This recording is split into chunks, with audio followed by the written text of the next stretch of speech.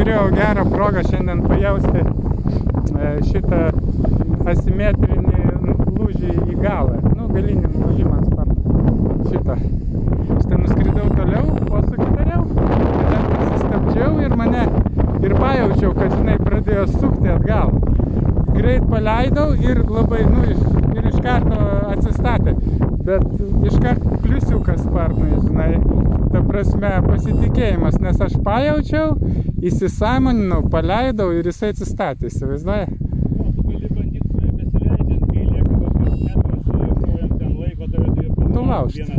Nusirauna gražiai, po to eina į... Taip. Bet kas fainiausia, kad jaučiasi, labai aiškiai gražiai pasijaučia, žinai.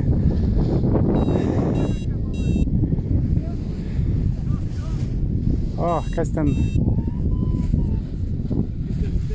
Op. Jau.